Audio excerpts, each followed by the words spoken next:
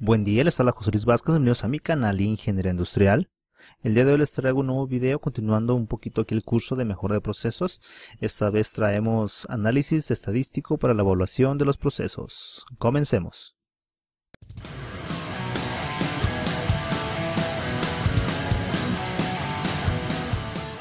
Y bueno, como ya es costumbre, primero comenzamos con una pequeña definición, el cual nos dice que análisis estadístico es para realizar un análisis estadístico que te permite evaluar el proceso. Deberás emplear gráficos de control por variable. Este gráfico se utiliza para analizar el comportamiento de una variable del proceso cada vez que se realice su muestreo a un producto o un servicio. Para construir la gráfica necesitas calcular y a continuación van a salir las gráficas. Y bueno, aquí explicando un poquito la definición, básicamente el análisis estadístico es recolectar la información sobre alguna variable o algún dato que queremos analizar y graficarlo y ver cuál es su comportamiento a través del proceso. Y ahorita vamos a ver a continuación las fórmulas o cómo vamos a manejar estos datos. Por ejemplo, aquí tenemos que los límites de control están dados por estas fórmulas. Primero vamos a ver la definición un poquito. Y dice, estos son los valores donde pueden oscilar el promedio de la muestra y todo valor dentro de estos límites se considera correcto.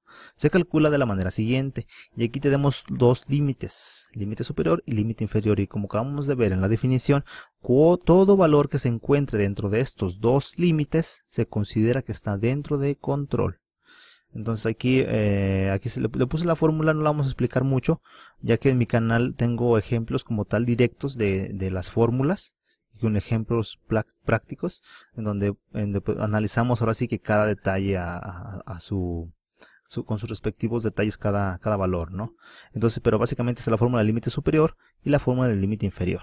Y aquí tenemos lo que significa cada uno de los indicadores de esta fórmula, ¿no? Entonces tenemos aquí está la media, la desviación estándar y el tamaño de la muestra. Si se fijan, son detalles muy simples, no vamos a ahondar tanto en, o estas fórmulas no implican tantos datos, ¿no?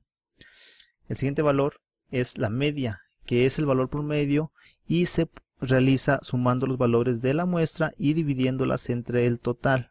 Básicamente es una media, ¿no? Un promedio. Y aquí tenemos lo que significa cada una, que es la media, la suma de los valores de la muestra y n, que es el tamaño de la muestra. Una fórmula muy sencilla, ¿no? Entonces, una vez que nosotros tengamos lo que es todos nuestros datos de una variable que queremos analizar, vamos a sacarle la media y luego posteriormente vamos a sacar los límites de control. Y como resultado obtenemos lo siguiente. Bueno, aquí tenemos que la desviación estándar también se las agregué aquí para cómo se calcula, que es para calcular la desviación estándar se realiza de la forma siguiente. Aquí tenemos la desviación estándar que es igual a la raíz cuadrada de bla bla bla bla bla bla. Y aquí tenemos que necesitamos la media y luego necesitamos xy, que es cada valor de la muestra, y n, que es el tamaño de la muestra. Si se fijan, solamente da vueltas sobre los mismos datos que ya tenemos. Y el resultado de esto, o el punto que quería llegar con este video, era explicar un poquito lo que es este tipo de gráficas o este tipo de análisis estadístico, el cual tenemos como resultado estas dos pequeñas grafiquitas. Que ustedes dirán, bueno, pero solamente es una gráfica donde estás graficando unos datos, o sea, ¿qué tiene de relevante, no? Entonces vamos primero a seccionarlos en dos partes. Tenemos por un lado la media muestral y por otro lado tenemos el recorrido muestral, o mejor conocido como rango. Yo lo manejo más como rango. Entonces, en la media muestral tenemos el promedio de todos los valores, es decir, si tenemos subgrupos de, por ejemplo, en la primera muestra sacaron 10 valores. Y esos 10, y así en todas las muestras hay 10 valores de cada muestra. Aquí se van a ir graficando el promedio de cada grupo de esos valores. Y estos límites son dados con las fórmulas que ya vimos, pero las fórmulas que ya vimos están dados por estos mismos valores. ¿Qué quiere decir esto?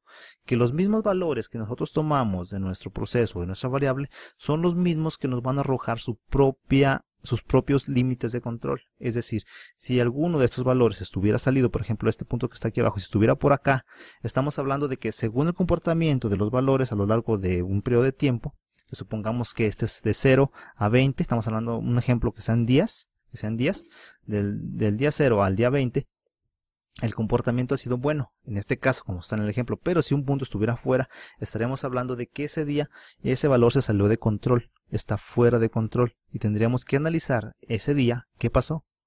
Si salieron ¿por qué salieron los valores tan bajos? Tal vez un cambio de material, tal vez un cambio de algún periférico, tal vez no sé, tendríamos que analizar ese comportamiento ese día. Pero básicamente esos son los límites de control, más no los de especificación. Los de especificación son otros. Por ejemplo, puede ser que los límites de especificación estén por acá. Por ejemplo, el máximo del límite de especificación sea .0195, o sea, por acá. Y el límite inferior de especificación sea .005, que esté por acá. Y nosotros tenemos un punto aquí, que todavía no rebasa el límite de especificación, pero sí rebasa el límite de control. Esto quiere decir que está fuera de control, pero sigue estando dentro de especificación. Es decir, la pieza o lo que sea que estemos analizando es aceptable con nuestro cliente. Pero sin embargo, con respecto a nuestro proceso, está fuera de control, es decir, no ha estado comportándose como debería. Normalmente este tipo de gráficas o este tipo de análisis se utiliza para ver que nuestros procesos estén controlados y no exista tanta variabilidad. Si existe mucha variabilidad, eso quiere decir que en algún momento, si nosotros lo dejamos así pasar, ok, se salió del límite de control, pero está dentro de la especificación, no hay problema. Se podría dejar tal vez, pero en un futuro esa misma variación podría aumentar y podría ahora sí salirse de los límites de especificación. Más que nada, estos son como para una medida de prevención, para controlar nuestros procesos y asegurar que nuestro producto o nuestro servicio, lo que sea que estemos analizando, siempre esté dentro de unos rangos controlables y tengamos todo el control sobre ellos. Por otro lado, acá tenemos el recorrido muestral, que es básicamente la diferencia que existe entre grupos. Por ejemplo, vamos a suponer este primer grupo del día 1. Existen valores, como ya hemos dicho, 10 valores. Y de esos 10 valores, ¿cuál es el más chico y cuál es el más grande? Y la diferencia de ambos es el valor que vamos a graficar aquí. Igual así para todos los subgrupos, sacamos todas las diferencias de todos los días. Y esos mismos valores que sacamos de todos los días nos van a arrojar también un límite de control, y esta es otra medida que también se utiliza para tener nuestro proceso bajo control. Por ejemplo, si vemos que las dos gráficas, tanto la de la media muestral y como la de los rangos o recorrido muestral, están dentro de los límites de control, podemos decir que nuestro proceso está controlado y podemos manipularlo de una forma más segura, más certera. Es decir, si nosotros queremos realizar un cambio en un proceso, primero, antes de realizar un cambio, tenemos que saber que tenemos nuestro proceso controlado. Si lo tenemos controlado, podemos realizar ahora sí un cambio. Pero no debemos realizar un cambio nunca si nuestro proceso está fuera de control. Es decir, si tenemos puntos fuera de estas gráficas, no podemos realizar un cambio, o no es recomendable.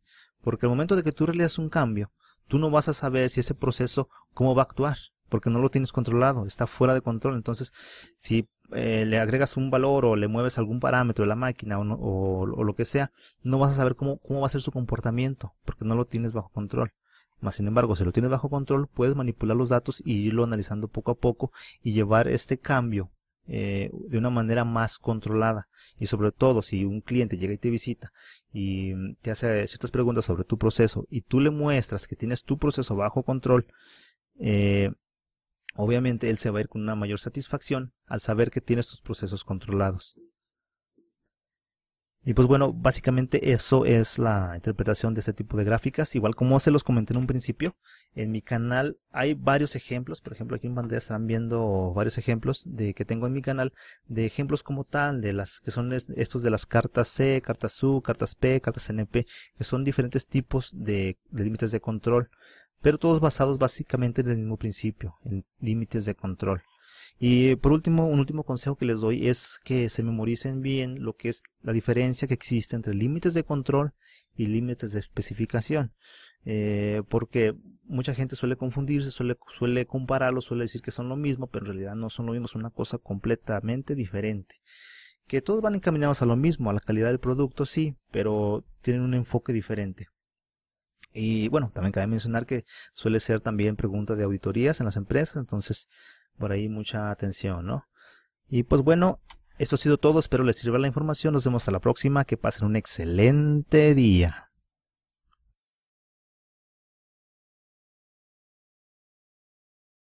Y bueno, aquí les dejo algunas recomendaciones. Por ejemplo, este video de aquí es un video referente o relacionado al video que acabamos de ver, y estos dos de este lado son otros videos que tal vez te podrían interesar. Sugiero que entres a alguno de ellos y veas todo el contenido que tenemos. Muchas gracias, nos vemos hasta la próxima. Que pasen un excelente día.